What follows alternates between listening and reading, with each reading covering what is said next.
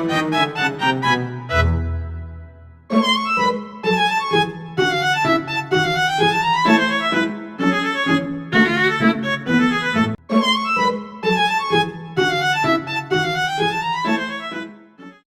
apa sih itu teknologi nuklir? Teknologi nuklir adalah teknologi yang dimana di dalamnya itu berfungsi atau perlu reaksi atom di dalamnya, dan itu keperluannya biasanya diperlukan di bidang kesehatan maupun yang lainnya. Tapi saat ini kita mau bahas di bidang pertanian, yang dimana fungsi dari teknologi nuklir itu untuk meningkatkan produktivitas dari suatu varietas tanaman untuk kedepannya. Yang pertama, ada pemulihan tanaman melalui mutasi induksi. Pemulihan tanaman tradisional sering memerlukan waktu yang lama untuk menghasilkan varietas unggul. Teknologi nuklir mempercepat proses ini melalui mutasi induksi dengan radiasi. Benih atau bahan tanam lainnya disinari dengan radiasi gamma atau neutron, memicu perubahan genetik yang dapat menghasilkan sifat-sifat unggul seperti tahan hama, penyakit, atau kondisi lingkungan ekstrim.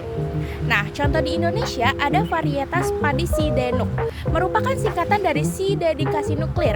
Varietas ini dikembangkan oleh Badan Tenaga Nuklir Nasional atau BATN dan dikenal memiliki produktivitas tinggi, mencapai 9,1 ton per hektar dengan masa tanam sekitar 103 hari.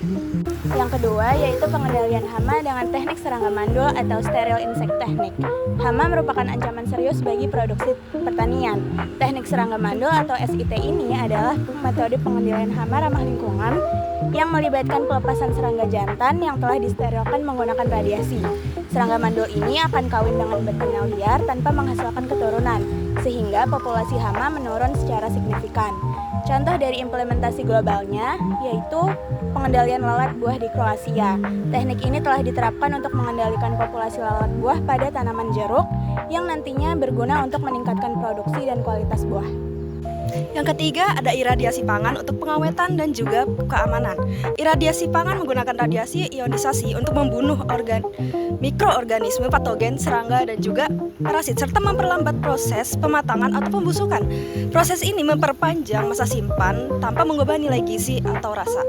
Penerapannya di Indonesia yaitu iradiasi bisa digunakan untuk menjaga kualitas dan memperpanjang masa simpan rempah-rempah dan buah-buahan, mendukung kegiatan ekspor, kegiatan komoditas pertanian. Selanjutnya adalah penggunaan isotop dalam studi kesuburan tanah dan efisiensi pupuk. Isotop stabil dan radioisotop digunakan untuk melacak pergerakan dan penyerapan nutrisi dalam tanah dan tanaman. Teknik ini membantu dalam memahami dinamika zat hara, sehingga aplikasi pupuk dapat dioptimalkan untuk meningkatkan efisiensi dan mengurangi dampak lingkungan. Salah satu studi case-nya adalah penggunaan nitrogen 15, di mana isotop ini digunakan untuk mempelajari efisiensi penyerapan nitrogen oleh tanaman, membantu petani dalam menentukan dosis dan waktu aplikasi pupuk yang tepat.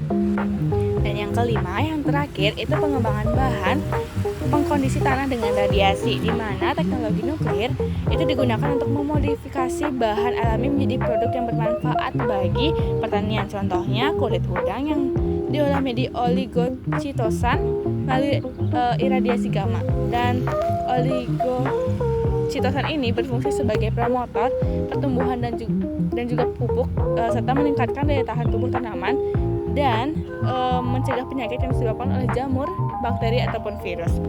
Jadi, kesimpulannya, pemanfaatan teknologi nuklir dalam pertanian telah terbukti memberikan kontribusi nyata dalam peningkatan produktivitas dan efisiensi serta keberlanjutan dari sektor pertanian.